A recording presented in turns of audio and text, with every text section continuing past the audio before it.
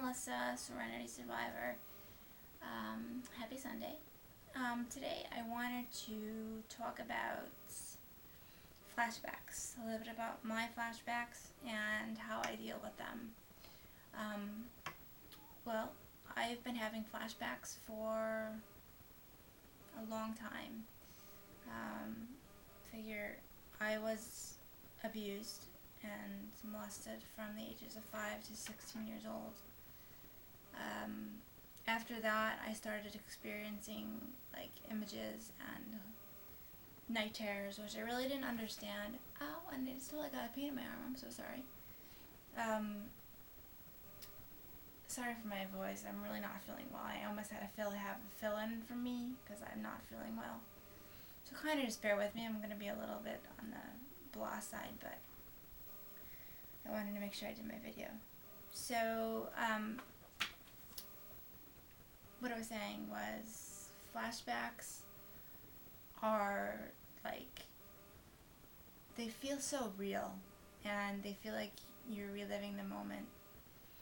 It basically feels like whatever trauma that you've been through, when you're having a flashback, it's kind of like you're in that moment again and you're in that mindset. And say like if it was from a rape or it was from being molested or even like a car crash or a plane crash or being in the war or just any kind of violence or any kind of accidents, etc. Anything basically that causes trauma, you can have flashbacks. Not everybody does, but a lot of people do. Me, for example, I've had tons and tons of flashbacks.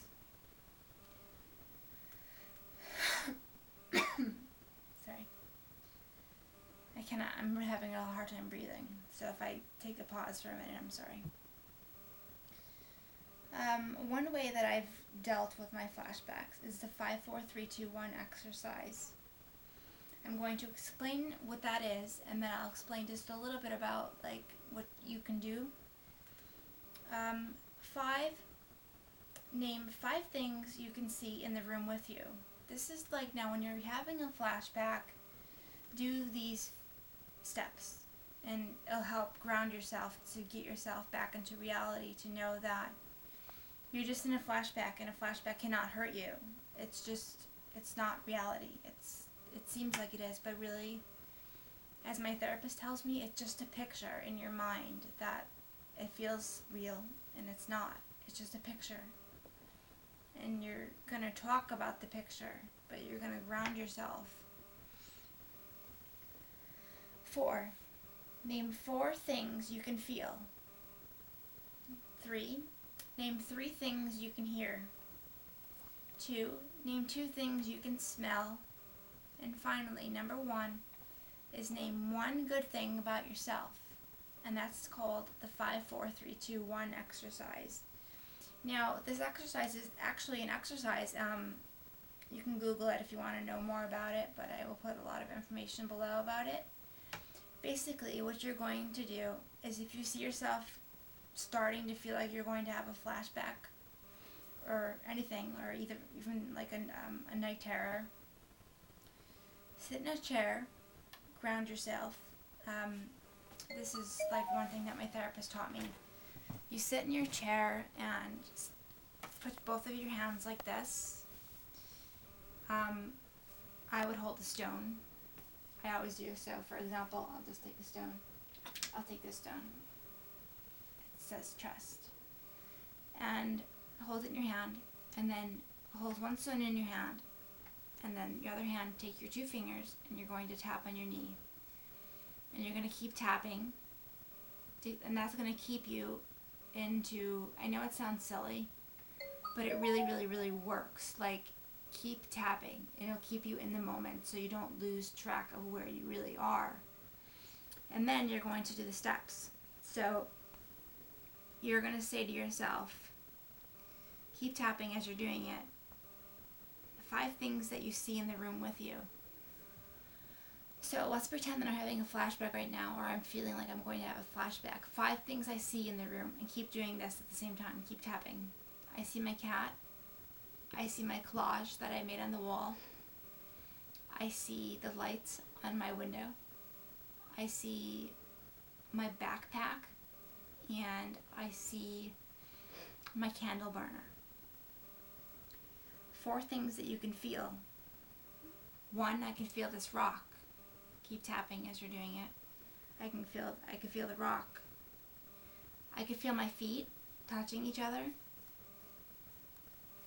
So I'm rubbing my feet back together. I can feel that. I can feel my elbow right now on this chair. And one more thing, I can feel my hat on my head.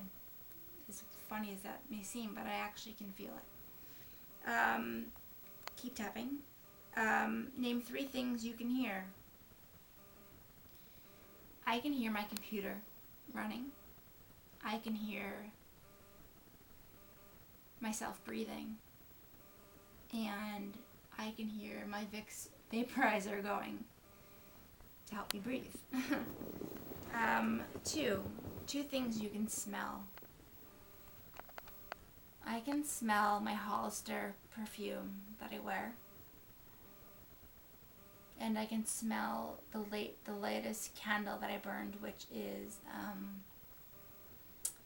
I believe it's a raspberry cookie. And it's actually a melting thing. It's really cute. And the last thing is, name 1 good thing about yourself. And you're supposed to keep tapping and holding your stone or whatever you want to hold. It doesn't have to be a stone. But I can't express how much stones really, really help during flashbacks and any type of trauma. And then name 1 good thing about yourself. So that's usually where everyone has a hard time, is naming 1 good thing about themselves. So 1 good thing about myself.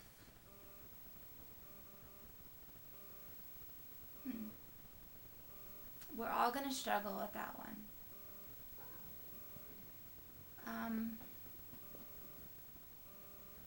I'm a good person, and I care about a lot of people, and I would do anything for people, but I guess that's not really about myself.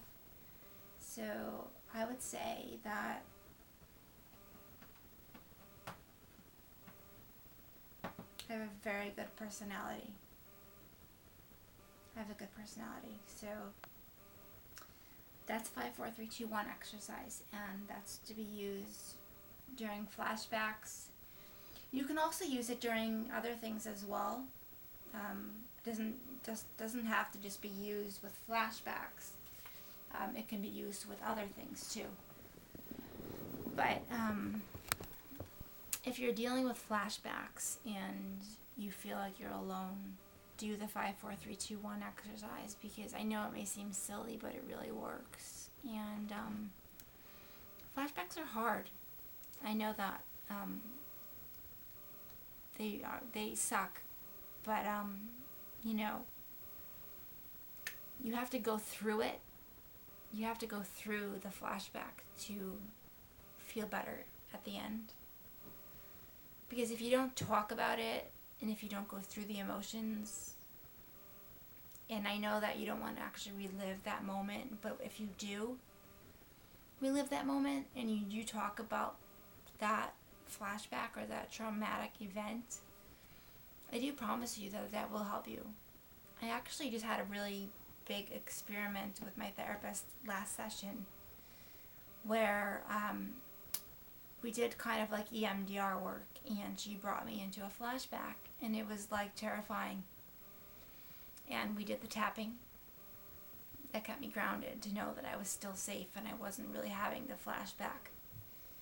But usually what happens after you do a talk through EMDR flashback is you'll feel really tired and drained. But I do promise you that in the end, even though it's hard work and it's scary, in the end of actually talking about it all, it's worth it and it helps. It's draining and tiring, but it helps you. So that was just a little bit about flashbacks and the 5, 4, 3, 2, 1 exercise. So give it a try. I mean, it may help you. It may not help you. what I say for everybody is what may help for one person may not help for the other. So it may help for me, but it may not help for you. It may help for that other person, but it may not help for me. You don't know, but you don't know unless you try. So give it a try. And that's it for this week. And have a good Sunday, and I love you guys all, and keep fighting for your hope, and know that you're all survivors. Peace and love. Bye.